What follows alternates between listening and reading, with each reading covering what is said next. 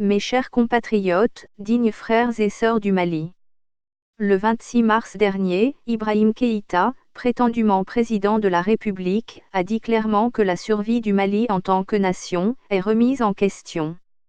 En effet, qui est fou pour croire à un avenir sain pour un pays ayant des imposteurs comme présidents et des élus sauvages, criminels et ingrats qui se complaisent cruellement dans l'impunité et dans l'indignité du vol, du mensonge, de la trahison et du mépris pour le pays et ses valeurs nobles fièrement piétinées par ceux-là même qui doivent être les premiers à les défendre de manière sincère, digne, honorable, intègre, humble et désintéressée. L'ennemi du Mali dans tous les domaines, y compris dans les mosquées, les écoles, les hôpitaux, l'administration publique, les forces armées et de sécurité, les entreprises privées, les pâturages, les champs, les marchés, c'est bien la corruption, et chaque Malien le sait, le monde entier le sait également. S'il n'avait pas décidé de se renier sans la moindre vergogne, afin de se nourrir cruellement du sang de son peuple, Ibrahim Keïta et sa clique de voleurs fièrement impunis en violation de la loi et de la morale, auraient pu tenir sa promesse de création de centaines de milliers d'emplois, tout en équipant l'armée pour gagner la guerre et la paix. Si les rebelles disposaient du 10e des fonds dépensés pour l'entretien des seuls hauts dirigeants du Mali et pour les salaires des députés soi-disant représentants d'un peuple dont 99% vit avec moins d'$1 par jour, ils auraient pris le Mali tout entier, depuis longtemps. Si le président français disposait de 150 millions de francs CFA par mois de fonds secrets non contrôlés, soit plus de 30 fois son salaire net, Nicolas Sarkozy n'aurait jamais eu de problème de financement de sa campagne au point d'être soupçonné et poursuivi par la justice pour cause de financement illégal de sa campagne avec des pots de vin libyens. Si le budget officiellement voté sur les fonds du Trésor ou donné par les bailleurs de fonds pour les besoins de l'armée et de la sécurité nationale, sont détournés sans aucun risque, sans laisser de traces, qui peut croire que les fonds secrets pour lesquels il n'y a aucun contrôle, servent à autre chose qu'à satisfaire les besoins personnels de quelqu'un qui peut s'offrir en cadeau une montre de 55 millions. Que représente une montre de 55 millions pour quelqu'un qui, indépendamment de ses millions de salaires mensuels de président de la République, dispose de 150 millions par mois d'argent de poche, soit 1,8 milliard chaque année, ce qui fait au total 10,8 milliards en 6 ans depuis 2013. Quand on sait que dans le même temps, l'argent de poche alloué cumulé des différents premiers ministres depuis 6 ans, soit 75 millions par mois, on se retrouve avec 5,4 milliards de poids supplémentaires sur le trésor public depuis 6 ans. En tout, cela fait, sur 6 ans, 16,2 milliards d'argent de poche ne laissant aucune trace, juste pour les deux têtes de l'exécutif. C'est autant d'argent versé par le trésor public, c'est-à-dire sorti de l'argent des impôts collectés auprès des Maliens et notamment auprès des plus pauvres et les plus majoritaires que sont les éleveurs et surtout les paysans pauvres et surendettés, à cause, d'une part, du coût excessif des intrants agricoles, engrais, pesticides, semences, charrues, charrettes, soins vétérinaires, et d'autre part, des prix d'achat aux producteurs ridiculement bas des produits agricoles, notamment celui du coton arbitrairement fixé par l'État, et scandaleusement insignifiant à cause de la voracité sans vergogne de la CMDT dont les principaux cadres deviennent des financiers attitrés des partis politiques au pouvoir et dans l'opposition, ou des leaders politiques multimilliardaires dont des chefs de parti et candidats à la présidentielle proclamant sans rire leur amour pour les Maliens.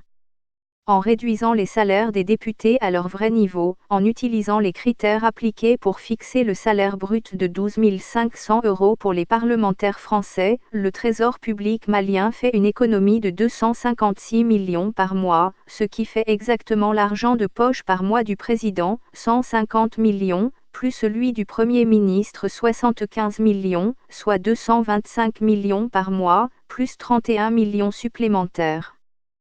Quand on ajoute les 30 millions par mois d'argent de poche du président de l'Assemblée nationale, le Mali peut s'offrir 54 000 emplois payés à 100 000 francs brut mensuels, 108 000 emplois rémunérés à 50 000 francs de salaire brut mensuel. Ou 25 000 francs par mois de bourse pour 216 000 élèves du secondaire de parents pauvres n'ayant pas de soutien de famille dans les lieux de leurs études.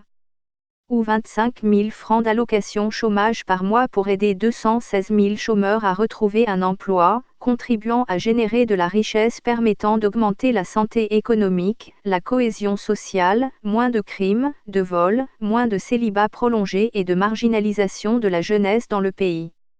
Ou 25 000 francs d'allocation trimestrielle pour les 648 000 familles les plus démunies du pays,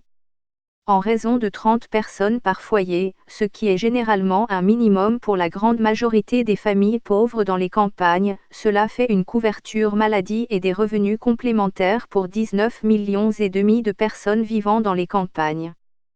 Quand on sait que Bamako à elle seule compte plus de 3 millions d'habitants sur 17 millions de Maliens, sans ajouter les villes grandes et moyennes du pays, la population rurale malienne fait moins de 14 millions.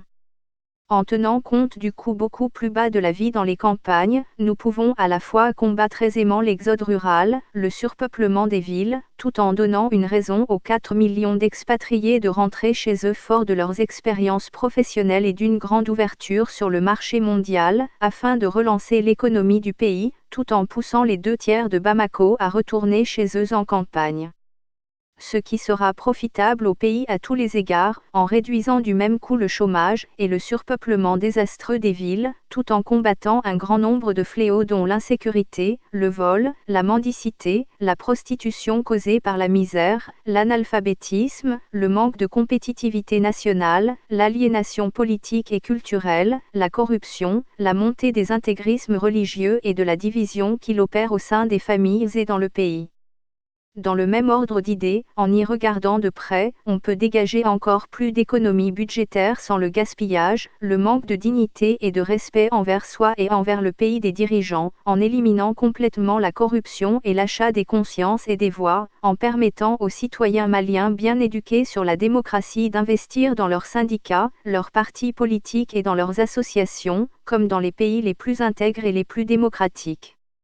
Il est évident que le Mali peut sortir instantanément et très facilement de la misère et du désespoir en arrêtant net sa chute désespérante dans tous les domaines.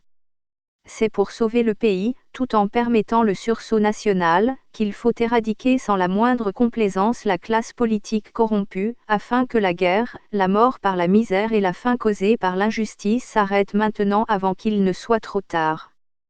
Il faut arrêter net cette comédie insoutenable d'un pays pillé par des animaux parvenus qui osent promouvoir le mensonge, le vol et la trahison impunis, en violation des mêmes lois qui leur octroient des postes et des salaires d'un autre temps. Quand le Mali gagnera la guerre contre sa classe politique criminelle de voleurs indignes qui pillent et déstabilisent le pays, déshonorent et paralysent l'armée malienne, trahit et humilie nos pauvres et vaillants soldats honteusement pillés et cruellement sous-équipés au front, nous gagnerons la guerre et la paix au nom de la démocratie, de la justice et du progrès pour tous, afin de préparer un avenir plus serein pour les générations futures, en l'honneur de nos martyrs et de nos ancêtres.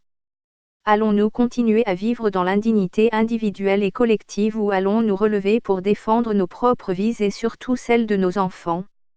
Allons-nous continuer à nous décevoir nous-mêmes et à décevoir nos partenaires et amis sincères qui nous aident et voient nos dirigeants détourner ces sommes colossales pour s'enrichir 10 à 100 fois plus que leurs propres dirigeants qui vivent modestement comparativement à nos ignares, indignes et criminels impunis qui se prennent pour des dirigeants de droit divin? La loi doit être plus sévère pour les gouvernants et non le contraire.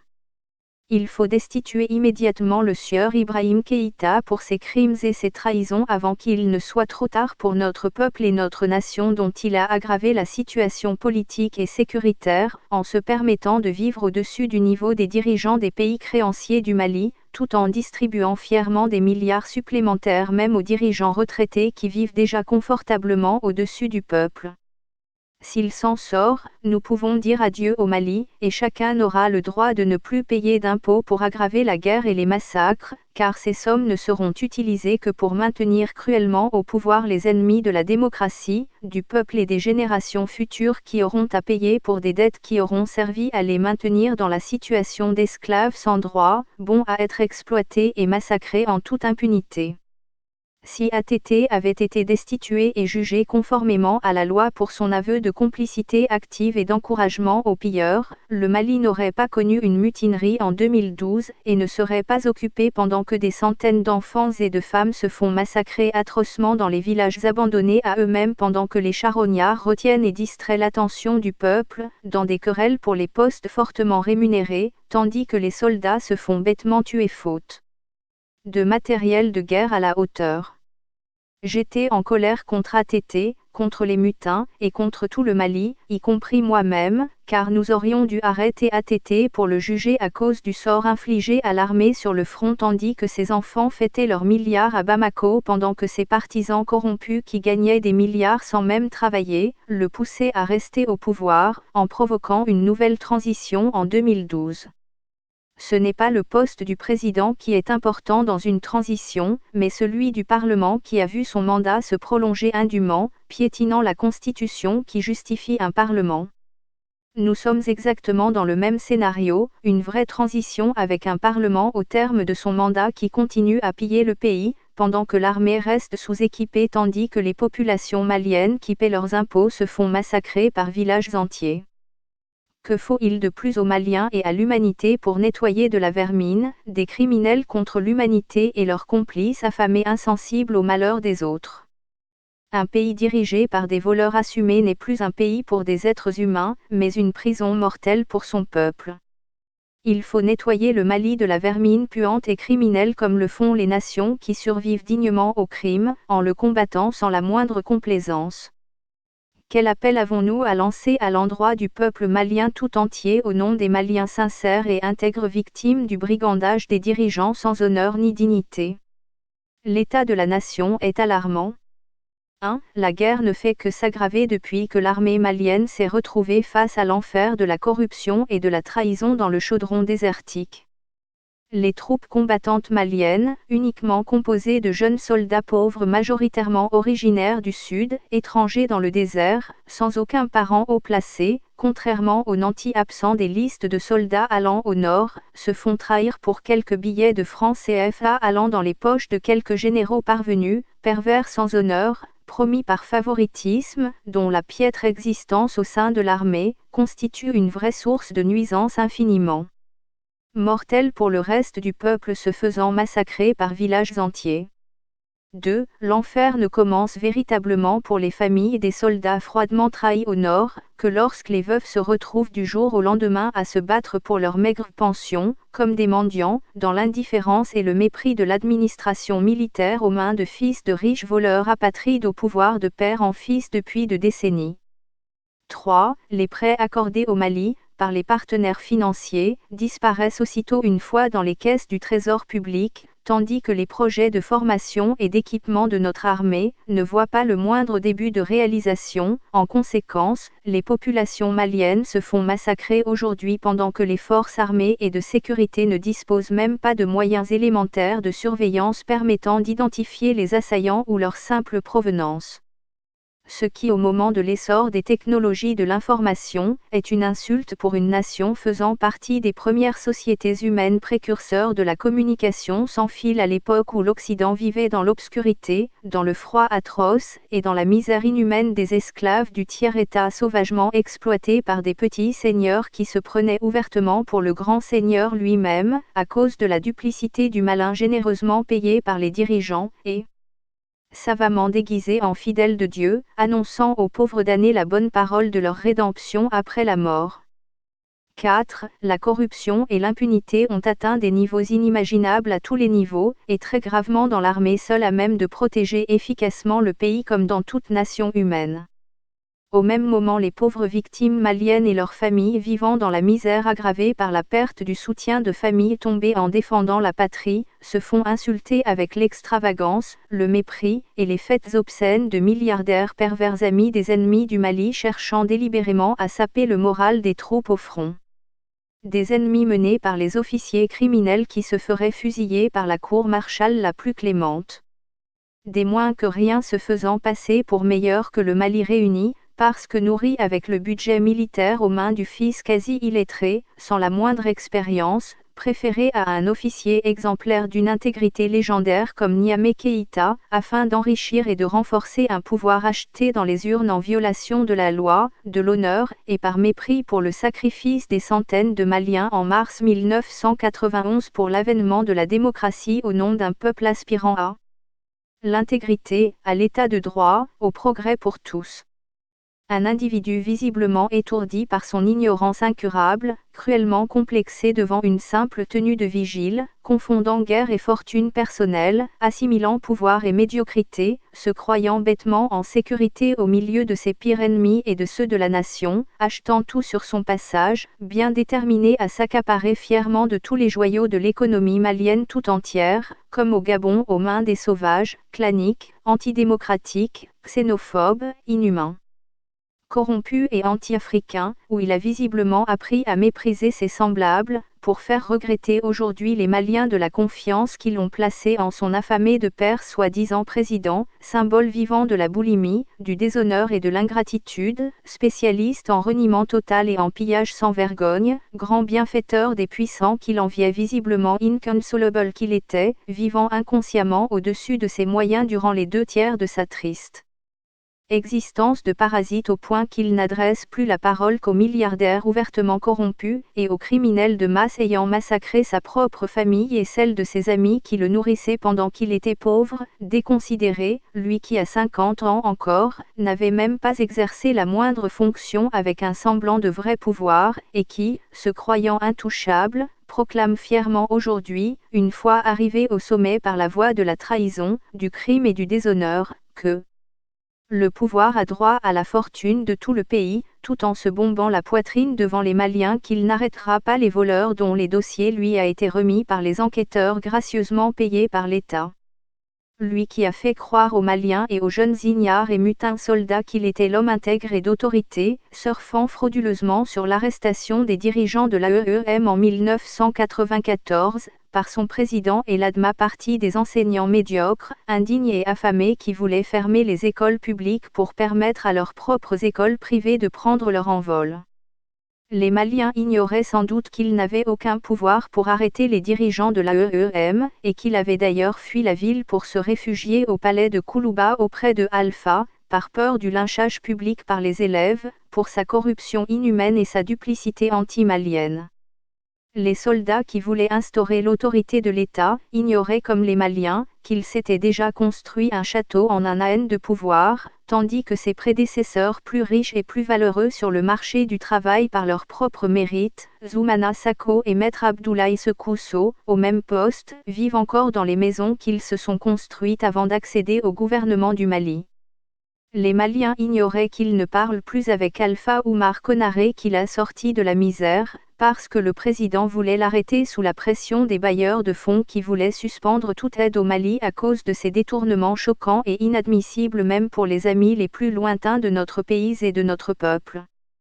Les meilleurs bailleurs de fonds et amis ont suspendu à nouveau leur aide militaire, parce que humainement aucun humain ne peut donner des milliards pour aider ses semblables pauvres, pour voir ces sommes colossales aussitôt détournées et déposées dans des banques étrangères par une petite minorité de personnes dont le fils du même Premier ministre corrompu et décrié devenu président.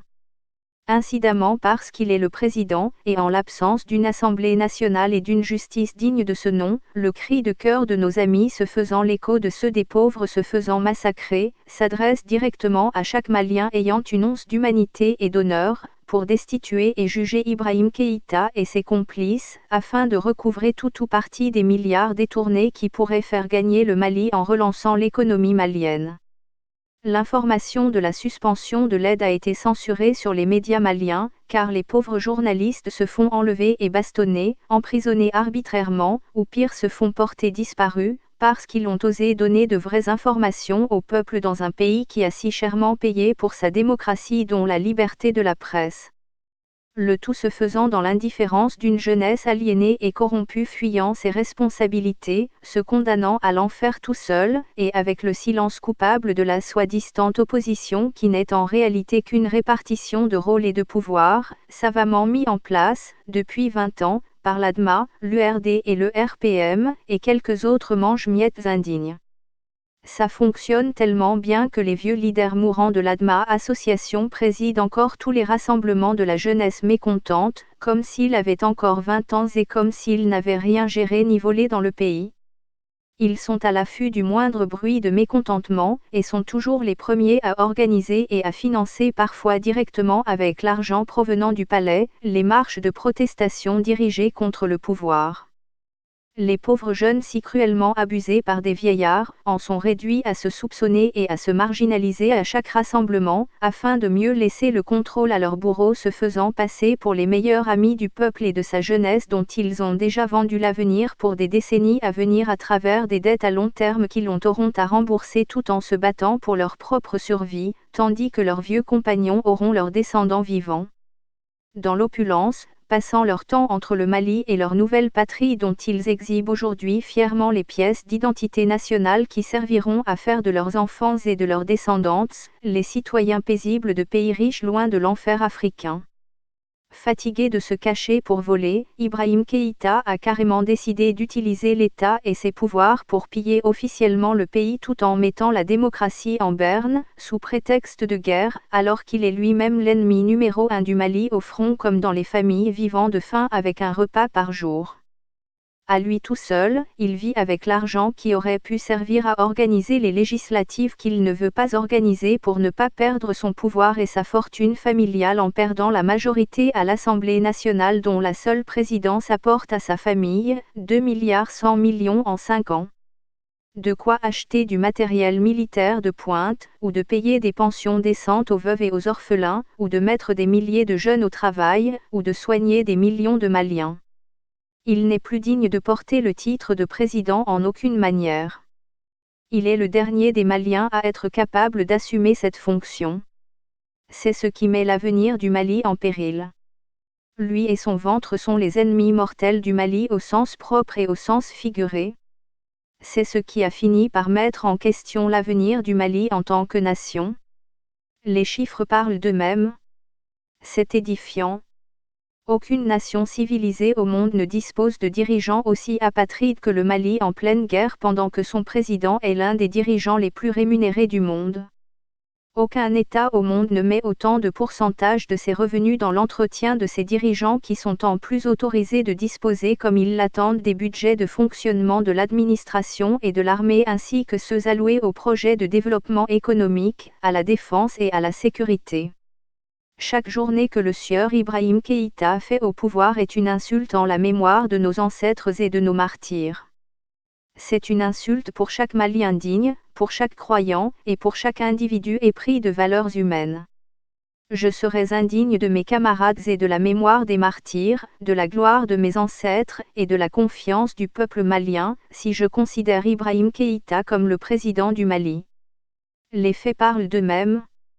Il y a une personne qui occupe le fauteuil du président pour piller et détruire le Mali en continuant à dormir tranquillement chez lui parfois jusqu'à midi au grand détriment d'une partie de la ville incapable de prendre les routes coupées de sa maison construite avec l'argent volé, jusqu'à Koulouba.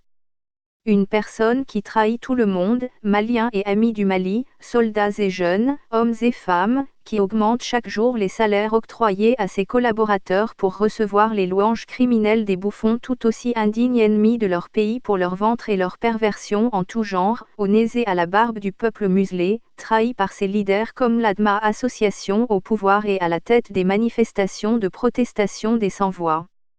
Je serais indigne de laisser continuer cette comédie sans faire tout mon possible afin d'y mettre un terme pour sauver notre nation.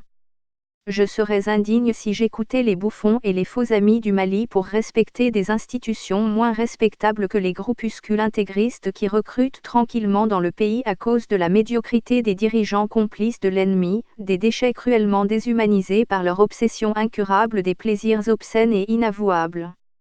Je serais indigne si je ne me bats pas pour les faire arrêter, afin de récupérer les immenses sommes volées qui se baladent dans les banques du monde ou qui sont englouties dans les entreprises rentables du pays. Les jeunes n'ont peut-être pas vu dans leur vie des pays et des sociétés qui vivent sans corruption, mais les adultes, et surtout ceux qui ont voyagé, ou qui vivent dans les campagnes savent que la corruption n'est pas une fatalité. Elle ne peut être tolérée que par des sociétés et des nations vouées à la disparition comme la Somalie. Je ne serais pas non plus digne du Mali, si je n'informais pas chaque Malien afin que le peuple se range derrière moi pour sa propre survie. Si ces voleurs milliardaires avaient la moindre compétence, le moindre savoir utile dans ce monde, ils ne voleraient pas, car ce qu'ils gagneraient le ferait prendre le vol, la tricherie en horreur. Les meilleurs n'aiment pas la tricherie même en classe, et encore moins dans la vie. Si Ibrahim Keïta avait une once de patriotisme, d'amour propre et d'amour pour les autres, il aurait démissionné de lui-même en aidant le Mali à trouver un dirigeant capable de faire face à ces nombreux fléaux avant le chaos qu'il voit plus nettement arriver à grande vitesse, du fait de son point d'observation privilégié de président. J'avais pensé que lui et d'autres auraient fait bloc derrière moi en 2013, en vertu de l'appel de détresse que j'ai reçu quasi simultanément le 21 mars 2012, venant du président Amadou Toumani Touré et des mutins, et me mettant le Mali en feu entre les mains. Je pensais bêtement que tout le monde avait perçu le danger, et que pour une fois, l'honneur, la vérité, et l'intérêt collectif allaient prévaloir. Je fus d'abord choqué par le choix de Dramane Dembélé comme candidat de l'ADMA pour laquelle je me suis sacrifié contre ATT. Un individu notoirement pourri qui faisait l'objet de poursuites judiciaires pour corruption et qui se voyait ainsi mis à l'abri de la justice. Un cancre d'une telle médiocrité et d'une indignité sans pareil qui est entré dans l'AM sur la pointe des pieds en 1992 après la chute de Moussa, pour torpiller l'AEM en compagnie d'autres étudiants traites à leur nation et au sacrifice des martyrs. Sans expérience, il se retrouva directeur des mines coiffant du même coup ses propres professeurs, pour service rendu à l'ADMA. Un service qui n'était autre que la démolition de la mémoire des martyrs, et qui préside aujourd'hui au bouffe hebdomadaire de soi-disant dirigeants de l'AEM, continuant ainsi sa sale besogne de tromperie de la jeunesse sur la réalité d'une révolution à laquelle il n'a pas participé au même titre que Oumar Meriko qui d'ailleurs participe au même bouffe indigne, tandis que les leaders de l'AEM durant la révolution, vivent dans la misère, marginalisés un peu partout dans le pays, et obligé de la boucler par peur des imposteurs clamant que tout le monde a lutté en 1991, comme si Moussa se battait seul sans personne de son côté aussi bien au sein de la jeunesse que dans le reste du peuple. Après l'enfer de la mutinerie durant laquelle lui-même était injoignable, je fus horrifié par Zoumana Sako qui a profité du respect d'aîné que je lui voue, notamment à cause de son intégrité de financier patriote, pour me demander avec insistance de le rejoindre au siège de son parti, pour assister à une réunion que lui, Mara et Yeh Samake présidaient, tandis que moi j'étais placé en face d'eux, au milieu de leurs partisans et des jeunes dont un représentant des mutins enregistrant les conversations. À mon arrivée j'étais allé le saluer dans son bureau, et j'ai vu un gros et grand type assis comme le maître de l'univers en personne, exactement le fils de son ridicule et nationalement détesté père Joseph Mara qui torturait à l'électricité, de manière horriblement obscène et humiliante, Tiekoro Bagayoko, son propre ami et complice en 1978, par excès de zèle, devant les soldats écœurés, pour faire plaisir à Moussa Traoré qui l'avait épargné.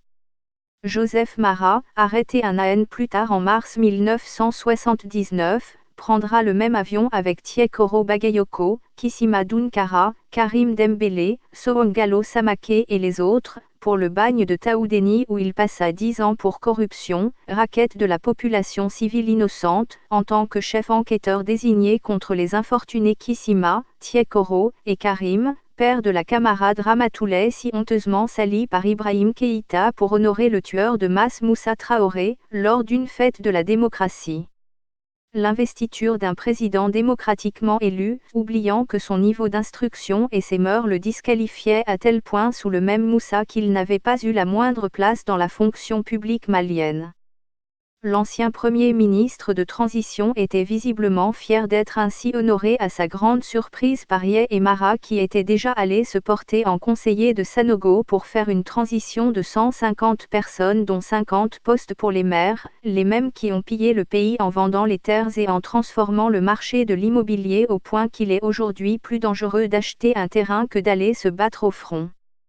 Zou ne prit même pas la peine de m'écouter en privé avant le début de la réunion.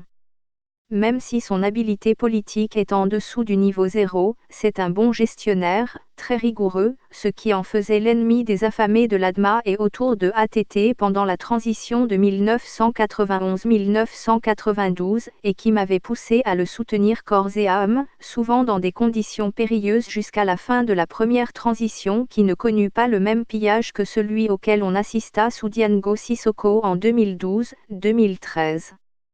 Il croyait que Mara Eyei était là pour le soutenir, alors qu'il était venu le voir pour montrer au cancre suicidaire Sanogo qu'il était important alors qu'il n'avait aucune importance. Il n'avait pas compris que son ennemi intime et bourreau Ibrahim Keïta était lui aussi dans le jeu pour montrer toute son importance de faux jeton capable de tout, face aux jeunes mutins. Tel père, tel fils. On verra le même Moussa Mara courir partout, voulant être avec tous les camps opposés durant la transition. Ce n'était pas étonnant de le voir bombarder ministre de son père spirituel Ibrahim Keïta, en tant que simple maire d'une commune du district de Bamako, sans aucune représentation au Parlement, et avec un niveau intellectuel en dessous de celui d'un vrai comptable, lui qui dispose d'un papier le désignant expert comptable. Il n'est même pas capable d'écrire un simple discours, ou une simple déclaration d'une demi-page en une journée entière. Il n'est d'ailleurs pas le seul dans ce pays à avoir des diplômes bidons qu'il met en avant à chaque présentation. Mais quand on voit le niveau et les pratiques au sein de l'école malienne, c'est pas étonnant. On peut désormais inscrire son enfant à l'école, le garder à la maison toute sa vie, de la première année au doctorat. Tous ces diplômes le trouveront à la maison avec la mention désirée. Il suffit de payer. J'ai été surpris de le voir Premier ministre. Que Ibrahim Keïta remplace Tatam Ly, le fils de feu Ibrahim Ly et de Madina Tall que je connais bien, par Moussa Mara était la dernière qu'un connaisseur de la classe politique et de l'histoire pouvait vraiment imaginer, mais j'en ai tiré aussitôt quelques convictions nettes et précises. Le poste de président du Mali, et celui de Premier ministre, n'étaient plus désormais occupés par ceux qui apparaissent devant le peuple avec ces deux titres. 1. Le président ne travaille pas, ne peut donc pas gouverner, c'est impossible. Le pays ne s'arrête jamais de tourner. Certaines décisions doivent être prises, et ça ne s'arrête jamais. Ce ne sont pas des décisions faciles, les ministres et les conseillers ne peuvent pas les prendre. Même quand leur vie en dépend, ils ont besoin de feux verts ou des directives claires et précises pour certaines choses. J'ai vu comment même les mutins qui tenaient la ville avaient besoin de conseils ou de savoir ce qu'ils devaient faire. Quand ça concerne toute une nation, et quand c'est grave, on n'ose jamais décider quand on n'y est pas autorisé, ou on n'a juste pas envie d'assumer sans y être autorisé, conseillé ou guidé. Le président lui-même avec tous ses pouvoirs n'ose jamais décider sans écouter un ou plusieurs conseillers. La nation contient nos propres familles et ce que nous avons de plus cher ou que nous craignons le plus. Au plus haut niveau, quand on réfléchit face à certains choix, on prend conscience du fait terrifiant qu'on peut graver son nom pour la postérité pour de mauvaises raisons. J'ai eu à affronter quelques rares situations uniques de ce genre, avant, pendant et après la Révolution jusqu'à mon départ de l'AEEM, pendant 3 longues, épuisantes et dangereuses années, de janvier 1991 à octobre 1993, et pendant les journées chaudes de la mutinerie des 21, 22, 23 mars 2012. Quand on détient dans ses mains un certain pouvoir ou une capacité quelconque, de faire du bien et du mal en même temps, à un niveau plus grand que n'importe qui dans sa famille, ou pire dans son pays, à un moment donné, avec la confiance et l'espoir des autres, il faut en être conscient à chaque instant, pour ne pas commettre l'irréparable aussi bien pour soi, et surtout pour les autres. En tant que leader, parfois nos décisions et nos actes commis au nom et pour le collectif, nous marquent définitivement à jamais plus qu'ils ne marquent le reste du monde. On peut être amené à prendre des décisions contre l'avis majoritaire ou unanime, et en même temps tout le monde trouvera que c'est ce qu'il fallait exactement faire à votre place. On peut être surpris de se rendre compte qu'au fond, tout le monde voyait ou espérait secrètement sur ce choix, mais que chacun préférait vous laisser le soin de décider et d'assumer à vous tout seul, afin d'avoir leur soutien total après coup, en oubliant chacun ses propres positions particulières, individuelles ou partisanes. Mais quand on est chef, et qu'on n'est pas conscient du simple fait que c'est un sacerdoce qui ne donne que rarement lieu à des moments de détente, on peut porter fièrement des titres, profiter de ses rémunérations, du respect et de la considération des autres, et même de l'estime de soi, tout en ignorant le travail et les responsabilités sous-jacentes. Je n'arrive pas à accepter, ni à comprendre pourquoi et comment les gens arrivent à faire cela. Mais je sais sans le moindre doute que c'est désormais la manière de fonctionner la plus courante, la plus normale et la plus gratifiante, au sein de la classe politique malienne, et au sein des syndicats, des associations, et des groupes généralement fondés sur le mode de participation à titre individuel. Ce sont de simples biens de consommation, des abonnements sans engagement, ni devoirs moraux.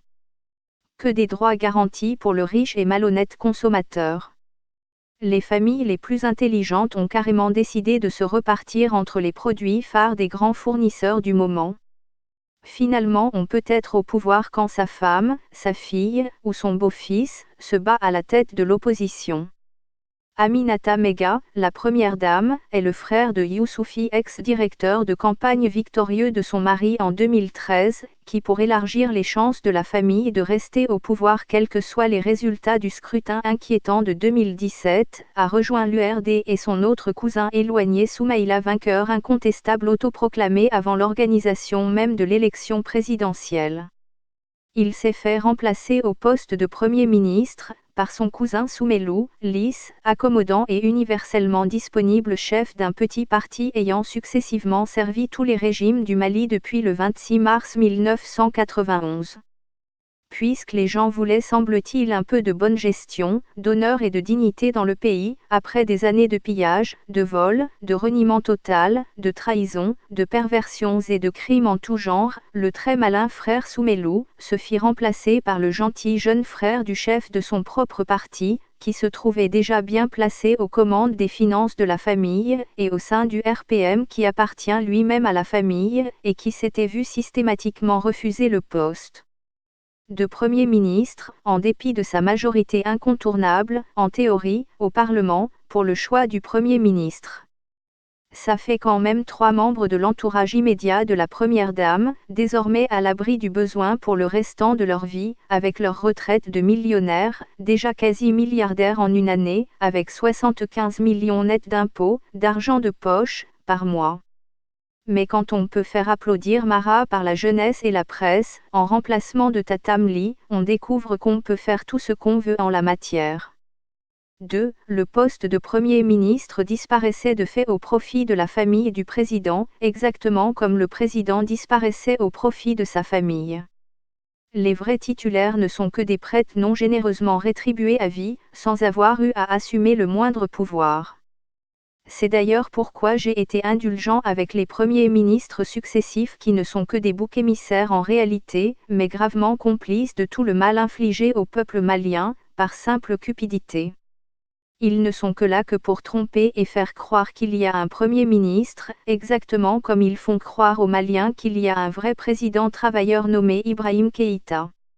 Ibrahim Keïta n'est que le prête-nom du vrai ou des vrais présidents qui travaillent et décident à sa place.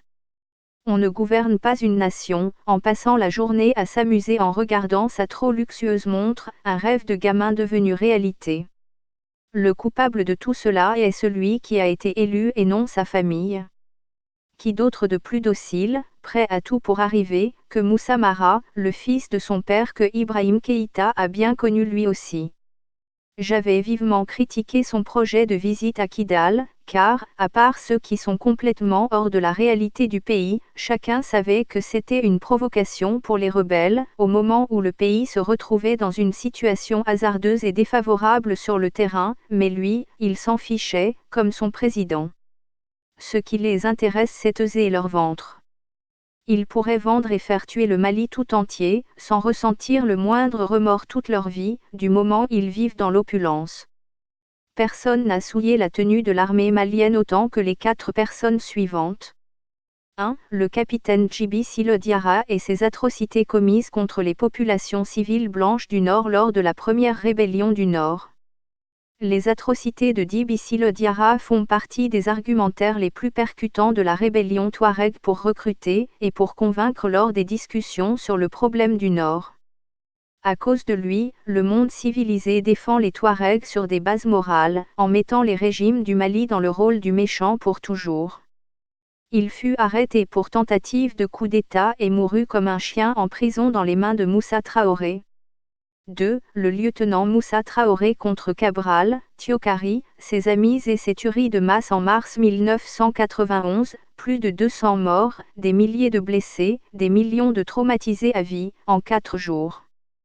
3. Le capitaine Amadou Sanogo avec ses pillages de la douane et ses atrocités contre les bérets rouges durant la transition de 2012. 4. L'inqualifiable Joseph Marat et ses crimes contre des officiers de l'armée malienne, avec des scènes de torture qu'on ne peut pas décrire aux enfants, contre ses propres amis et complices pour qu'ils dénoncent leur complice qui n'était autre que lui, le lieutenant-colonel Joseph Marat. Ils se montrèrent plus dignes que lui et ne le dénoncèrent jamais. Dieu ou lui-même se chargea de lui. Quoi de moins étonnant que de voir le fils du Guinéen apatride sans foi ni loi Joseph Marat, rappeler aux Maliens devenus amnésiques, les bons souvenirs de son immonde truand de père, au sein d'une classe politique qui a décidé de sombrer dans le mensonge, la trahison, le vol, les faux semblants, et le paraître pour épater la galerie avec de simples grands beboos coûtant plus cher que le salaire moyen pratiqué dans le pays. Comment un homme aussi droit, brillant et intègre comme Zoumana Sacco pouvait l'oublier? C'était si pénible que 2 jours après, je claqua la porte en disant à Zou et aux membres de son parti, toute ma tristesse face au manque de respect, de gratitude et d'intelligence, avec lesquels ils m'ont traité, à leur propre détriment et à celui du Mali. J'avais calmement mené ma barque sous le feu. J'étais épuisé par 3 jours de tension sans pratiquement dormir, mais je n'avais lâché personne, et encore moins le Mali dont je continuais à m'occuper, sans tambour ni trompette, pour ma propre sécurité et dans l'intérêt du peuple malien. Apparemment eux qui étaient des adultes avaient oublié qui je suis, et ce que j'ai fait pour le pays de 1991 à 1993, avant, pendant et après la révolution que j'ai menée à la tête du peuple tout entier comprenant l'armée et qui m'avait valu la confiance de ATT et de l'armée même 20 ans après quand il n'y avait plus aucune solution apparente dans l'urgence. Quelle ironie! Malgré moi-même je suis devenu un spécialiste de gestion de crise, après avoir déclenché et conduit la plus grande crise politique de l'histoire du Mali en mars 1991, pour renverser le sanglant et ignare dictateur lieutenant Moussa Traoré. Se faire coiffer au poteau par ATT et Oumar Meriko, ensuite par tous mes camarades, n'a visiblement pas suffi à me réduire à l'état de citoyen comme les autres. Je me suis peut-être laissé faire dans l'intérêt du Mali, et parce que je vois nettement certaines choses lointaines qui échappent souvent à beaucoup d'autres. Les mutins m'ont trahi alors que je voulais les sauver, eux ils pensaient qu'ils n'avaient pas besoin d'être sauvés car ils tenaient le pays en otage. Si j'avais pu rencontrer ATT avant le 21 mars 2012, il n'y aurait pas eu de mutinerie. Il aurait fait quelque chose, 2 ou 3 choses que personne n'était capable de voir dans son entourage. 2 ou 3 choses pour le Mali et pour lui-même afin de finir dignement son mandat qui était déjà fini de toutes les façons. D'ailleurs quand j'ai reçu son message, je pensais qu'il croyait que j'étais derrière la mutinerie à cause de nos différends lors de la précédente transition, ayant été le seul à le combattre ouvertement 20 ans plus tôt pour qu'il quitte le pouvoir à la fin de la transition en 1992, afin de montrer le respect de nos propres lois dans le nouveau Mali, et pour sa survie politique à long terme. Il aurait eu le même problème qu'en mars 2012, non pas après 10 ans de pouvoir, mais à peine après un an ou 2 en 93 ou 94. En tant que militaire, il n'aurait pas résisté à l'incendie de l'Assemblée nationale le 5 avril 1993 qui a failli faire partir Alpha moins d'un an après son élection. Toi et moi avons été les 2 principales victimes politiques de la Révolution. Je suis tombé le 26 mars 1991, en même temps que toi. Toi tu es allé en prison, et moi j'ai pris le chemin indigne de l'exil forcé, avec mes camarades me désignant, dans mon dos, comme le plus grand traître de l'AEM qui fut détruite 2 mois après mon départ en février 1994, et ce fut la première année blanche. Ai-je dit à Moussa au cours de notre rencontre en 2009. Même depuis la France, j'ai pourtant essayé de peser sur les choses. J'ai mis un mois de bourse dans le téléphone pour joindre les responsables de l'AEM qui finalement ne m'écoutaient plus. J'étais loin d'imaginer que mes propres amis étaient en train de dire partout à Bamako que j'étais mort, insinuant que j'avais vendu l'AEM. Ibrahim Beber, trésorier adjoint du premier bureau de coordination, eut l'impression de voir un fantôme en me croisant par hasard dans la rue à Paris en 2004, me demandant si c'était vraiment moi, car on lui avait dit que j'étais mort. Ça me fit vraiment rire, je savais exactement qui pouvait parler ainsi. C'était ma façon à moi de dire à un camarade corrompu qu'il était fini pour l'AEM et pour la politique, et que j'en faisais mon affaire. Ça venait de mes amis proches. Alors le doute n'était plus permis. Mes amis m'avaient tué et enterré dans mon dos, pour quelques billets glissés çà et là par mes ex-compagnons et ennemis au pouvoir. Mais comment aurais-je pu les vendre alors que j'avais quitté l'AEM depuis octobre 1993 après avoir passé 1 an et demi sans école, tout en me battant péniblement pour que les camarades restent en classe, car j'anticipais simplement le prochain coup de l'ADMA. Le Premier ministre Abdoulaye Sekousso m'avait dit au téléphone, une semaine avant son limogeage, qu'il n'avait plus la confiance du président. Ce n'était pas une bonne nouvelle pour les finances du Mali, ni pour l'honneur et la dignité au sommet de l'État. J'ai informé les dirigeants de l'AEM de ne pas étaler leur faiblesse en retournant la population contre eux avec des actions impopulaires de perdants qui agaçaient même les partisans les plus déterminés du mouvement. Comment l'AEM pouvait-elle perdre sa base au point d'en être réduite à brûler des pneus sur les routes de Bamako, après avoir assuré l'ordre et la sécurité durant 1 mois 2 ans plus tôt, avec la reconnaissance et l'admiration qui lui apporta nourriture, médicaments, des dizaines de millions en quelques semaines pour l'aider à soigner ses blessés. Le sanguinaire Moussa Traoré avait savamment divisé l'armée et le peuple pendant 23 ans, afin qu'elle l'aide à assouvir ses ambitions individuelles de plus en plus démesurées. Il préparait déjà son fils pour le remplacer après sa mort. Moussa, le champion du reniement, du manquement à sa parole d'officier devant toute une nation, avait promis en 1968 qu'il allait rendre le pouvoir au bout de 6 mois, puis au bout de 10 ans, et était finalement content de déclarer un faux multipartisme pour conserver le pouvoir dans sa famille, comme au Togo ou au Gabon, alors qu'il était incapable de payer les fonctionnaires ou d'entreprendre un moindre développement avec 2 grandes famines décimant la population et le bétail, en l'espace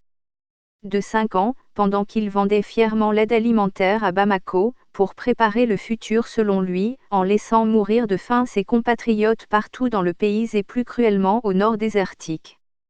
J'ai compris plus tard durant mes vacances au Mali, que certains responsables de l'AEM étaient payés par l'ADMA pour justement radicaliser le mouvement, alors qu'ils n'avaient pas la base derrière eux.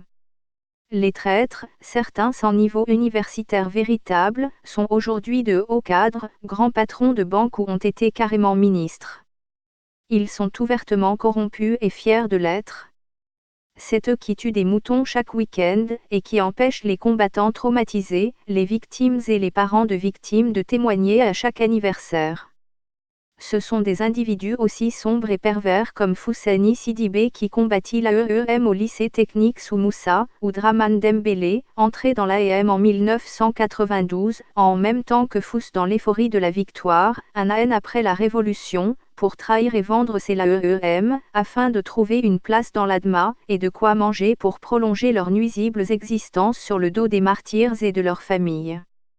Ils sont tous milliardaires aujourd'hui, se moquant ouvertement de mes misères passagères devant moi, tout en continuant à me traiter de traître dans mon dos, devant nos jeunes frères qui nous ont succédé à la tête de l'AEM qui est sous la coupe du gouvernement depuis mars 1994 et l'incarcération de ses leaders. Les jeunes leaders pauvres, affamés et sans éducation, vont prendre conseil auprès d'eux moyennant de quoi faire la fête. Certains d'entre eux connaissent la vérité mais ils s'en moquent. De toutes les façons l'AEM n'est plus ce qu'elle a été pendant les 3 premières années de son existence. Le bilan est édifiant à ce titre et chacun le sait. Nous n'avons jamais cautionné l'année blanche. Nous attirions les premiers de la classe avec l'appât des bourses d'études à l'extérieur attribuées sans magouille ni ostracisme comme ce fut mon cas sous Moussa en 1989. Vu leur fainéantise et leur médiocrité, je leur ai dit à tous avant de partir, je vous donne 6 mois maximum, avant de vous retrouver tous en prison, car vous ne travaillez pas en tant que leader, vous ne réfléchissez pas. Vous entrez dans les bureaux, portez des titres pour frimer, en oubliant de faire le travail pour lequel vous avez été élu. Vous avez peur de la base.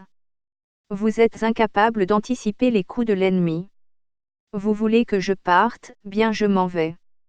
En fait, je me doutais que nombreux étaient mes camarades trop pressés de me voir quitter le Mali, afin de se vendre sans risque aux politiciens sans honneur ni dignité. J'avais en l'espace d'un an et demi, fait radier à vie, de l'AEM, beaucoup de responsables qui sont d'ailleurs aujourd'hui les patrons des groupements salissants d'anciens de l'AEM. Ce n'est pas pour rien que les camarades m'appelaient dictateur, certains corrompus allant jusqu'à dire publiquement, sans rire, que je serais capable de tuer tout le monde si jamais je devenais président. S'ils m'avaient écouté, même de loin, ils n'auraient jamais été en prison, et il n'y aurait jamais eu d'année blanche. Les gens n'imaginent pas la gravité de l'année blanche sur des milliers de vies et de familles, et sur tout le pays. Les mutins qui étaient sous le feu ont cessé de m'écouter une fois le calme revenu grâce notamment à mes efforts. Ils se sont crus plus beaux et plus puissants une fois le calme revenu. Ils ne voyaient pas les très nombreux dangers qui les guettaient. L'ignorance est si affligeante. Avec le retour au calme, dès le 24 mars, les charognards ont lâché ATT finalement obligé de se taire comme un malpropre à Dakar, alors que c'est une mutinerie qui l'a poussé à la démission et non un coup d'État, tandis que moi j'étais livré à moi-même, seul, isolé, et sous surveillance constante à Bamako, avec les mêmes charognards prêts à me bondir dessus, avec l'aide des mutins, ou Dieu sait encore, avec l'aide de n'importe quel ennemi intérieur ou extérieur du Mali. Je n'avais entièrement satisfait personne, d'un côté ou de l'autre. Je voulais le calme, avant toute autre chose. Les vautours et les charognards aussi lâches qu'immondes, ont caché l'histoire au point que quand Moussa est réapparu sur la scène, ils étaient subitement redevenus les moins que rien qu'il était sous Moussa. Et pourtant j'étais bien là à côté, pour les permettre de retrouver un peu de tenue et de dignité face à eux-mêmes. Le mensonge, la falsification de l'histoire, l'ADMA et le CNIT s'accaparant de la révolution dont ils étaient loin à la veille du congrès de Moussa, la marginalisation des victimes et surtout des mères de victimes et témoins clés de l'horreur du régime sanguinaire, n'avaient qu'un seul but, aliéner la jeunesse qui ne fréquente plus les classes que pendant le tiers de l'année, se retrouvant avec le bac sans avoir le niveau du CEP.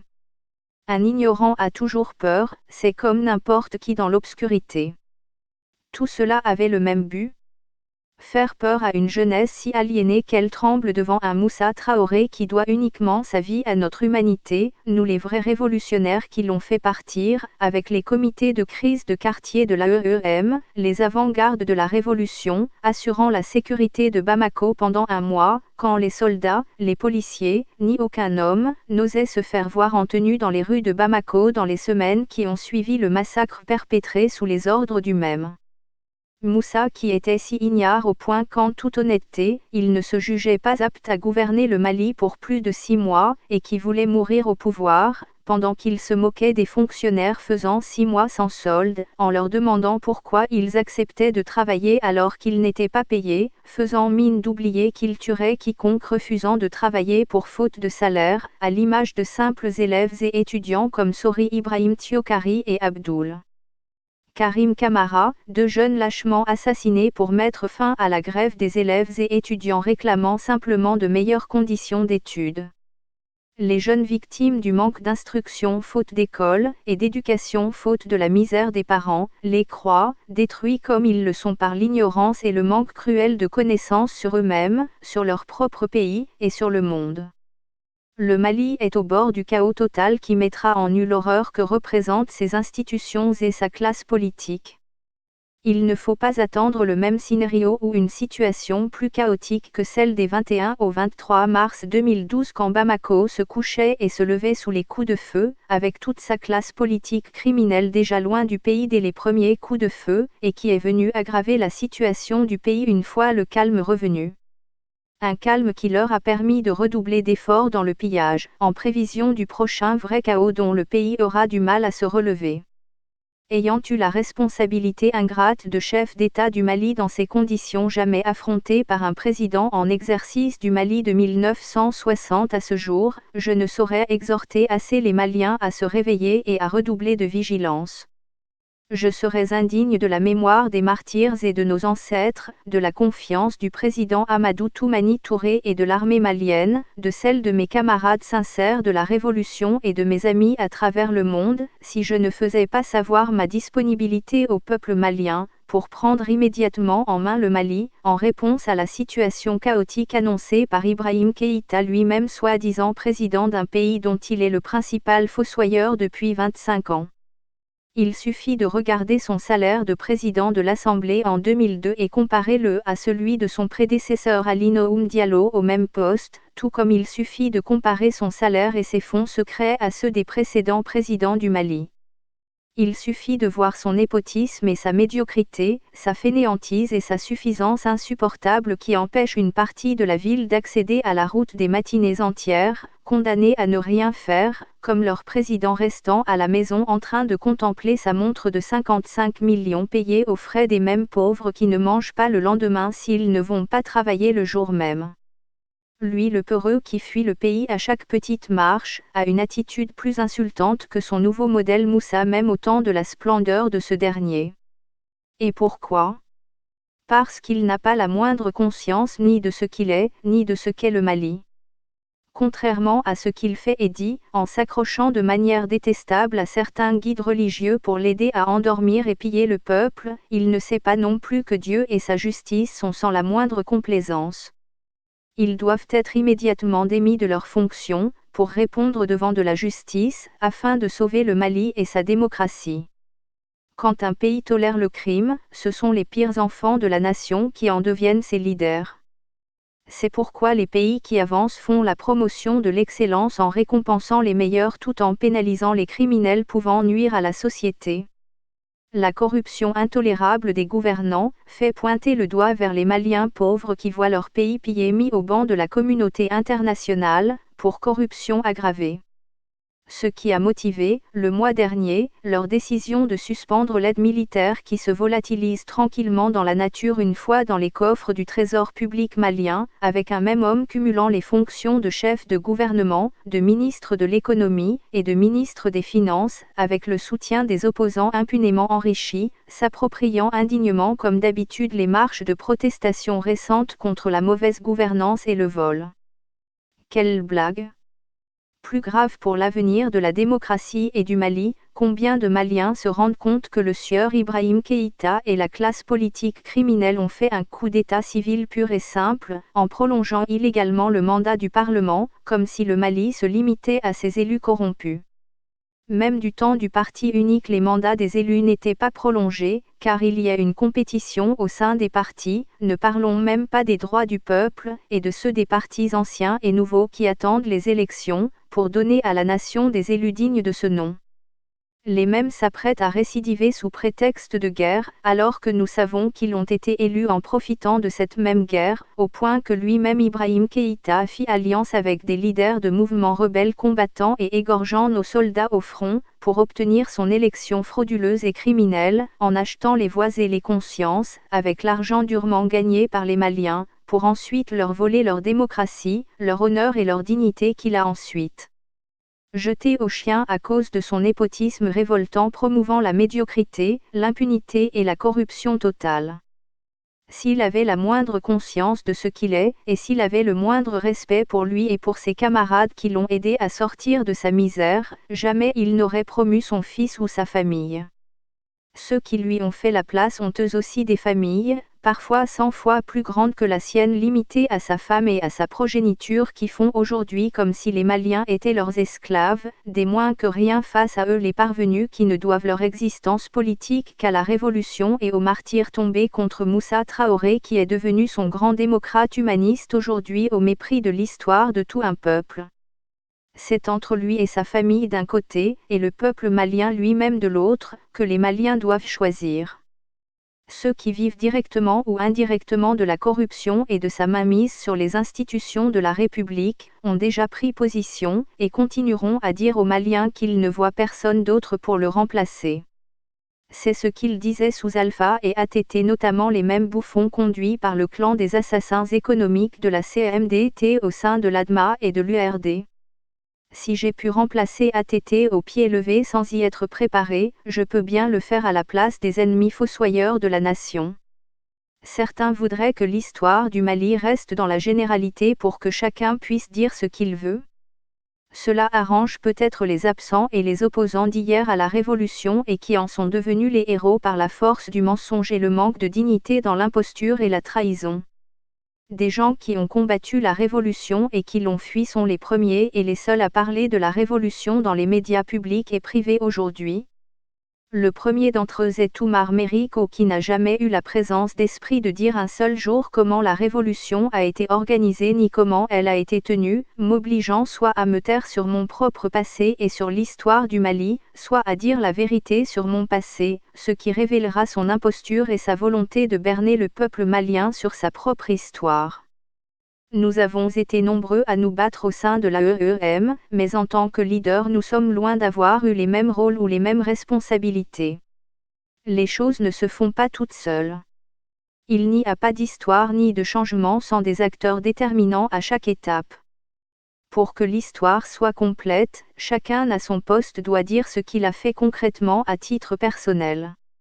Il ne faut pas s'approprier le travail d'un autre en aucun cas. Le Mali a besoin de changement, il y a une solution et une personne porteuse de cette solution qui a déjà fait ses preuves autant qu'on puisse le dire dans ce pays ou dans n'importe quel pays. S'il faut du cœur pour sauver le Mali, j'ai fait mes preuves plus que n'importe quel président ayant dirigé le Mali de 1960 à ce jour. S'il faut de l'intelligence pour diriger le Mali, j'ai fait aussi mes preuves et de loin plus que n'importe quel président du Mali. S'il faut du sérieux, du sang-froid, de la consistance, de la pondération, et du sens de la responsabilité, diriger une classe à 6 ans et demi, en dit plus sur mon caractère tout autant que sur mon intelligence, que tous les discours, et bien plus que mon calme et ma détermination affichés devant le peuple malien durant la Révolution. S'il faut être humble et désintéressé, là aussi j'ai montré suffisamment ce que je vaux durant toutes ces années et décennies passées, parfois dans le dénuement, mais en me tenant loin des sources de corruption et de mensonges quand d'autres font des mains et des pieds pour y participer. S'il faut avoir une raison valable pour être président, j'en ai plus que n'importe qui, car j'ai la responsabilité historique devant Dieu et devant les hommes de veiller sur la démocratie et sur le Mali, et de protéger la mémoire des martyrs qui se sont sacrifiés à mes côtés, en exécutant mon plan, sous mon commandement, pour un autre Mali plus juste, plus prospère et digne. C'est pour cette raison que j'ai servi le pays au plus haut niveau aux premières heures et dans les premiers jours, jusqu'au retour au calme dans les rues et dans les camps militaires de Bamako, lors des troubles qui ont secoué notre armée et notre pays en 2012. Je suis intervenu à la demande expresse et quasi simultanée des deux protagonistes, le président Amadou Toumani Touré et les mutins, comme s'ils s'étaient concertés, m'informant de la gravité de la situation et me remettant le Mali entre les mains. Après le retour au calme et l'entrée en scène de la classe politique corrompue, je me suis tenu à l'écart, comme je l'ai toujours fait depuis un quart de siècle. Ma priorité qui est la paix et surtout l'unité dans notre armée et dans notre pays, et mes moyens politiques limités de l'époque, m'ont persuadé de rester en réserve et disponible pour le Mali, comme pour chaque Malien, dans la sincérité, la fraternité et l'honneur, pour la recherche de la paix et du bien-être collectif, de la justice et de l'équité dans le pays. Le pays n'aura pas toujours la même chance de se sortir de situations chaotiques. Le monde change tous les jours. Il faut anticiper pour maîtriser le changement. Nous créons un gouvernement fantôme du mouvement Ayele pour être une voix pour les sans-voix, pour exposer et partager avec les Maliens le projet et les solutions du mouvement Ayélé et de ses alliés, sur chaque question traitée ou non par le gouvernement, et pour reprendre rapidement en main le Mali, à la suite de Ibrahim Keïta et sa classe politique médiocre de criminels impénitents, les ennemis insouciants de l'unité, de la liberté, du progrès et de la survie digne de notre nation. Je veux le poste de président de la République afin de sauver le Mali et honorer la mémoire de nos ancêtres et le sacrifice de nos martyrs. Je le dis à chaque Malien, comme à l'occupant actuel qui me connaît assez bien, mieux que sa cour de courtisans qui aimerait que le pays reste dans la même situation afin qu'il puisse continuer à vivre au-dessus des autres en s'appropriant impunément les parts des pauvres, la part de la veuve et de l'orphelin qui n'ont personne pour les favoriser dans un régime pourri par le favoritisme et le népotisme. Ça vaut ce que ça vaut pour chacun, mais le Mali peut être dignement sauvé. Sans fausse modestie qui serait malhonnête et malveillante en l'occurrence, je veux le faire savoir et appeler chacun à me suivre à tous les niveaux afin de commencer ensemble, chacun jouant son rôle, le changement salvateur auquel le peuple est en droit de rêver sans attendre que la situation ne continue à se dégrader au jour le jour comme elle le fait depuis des décennies. Ensemble dans la confiance retrouvée et accordée réciproquement, rien ne nous est impossible en termes d'innovation politique permettant de jeter les bases d'une économie stable et prospère, soutenue par un état de droit irréprochable baignant dans une culture rayonnante, avec des institutions politiques et administratives authentiques aux commandes d'une nation digne, juste et équitable. Rejoignez-nous pour le changement salvateur. Agibou Koné, président du gouvernement fantôme du Mali. Président intérimaire de la République du Mali du 21 au 23 mars 2012. Président de SOS Nature et du mouvement Ayélé, Ouvrir. Auteur du document fondateur de la stratégie et de la conduite de la révolution. Initiateur des comités de crise de quartier, les avant-gardes de la révolution. Président du bureau de coordination de l'AEEM du 19 au 26 mars 1991 et commandant en chef désigné de la révolution malienne de mars 1991. Responsable de l'ordre et de la sécurité de Bamako, à la tête des comités de crise durant un mois après la révolution. Secrétaire aux affaires publiques et administratives de l'Association de défense des victimes de la répression de 1991 à 1993.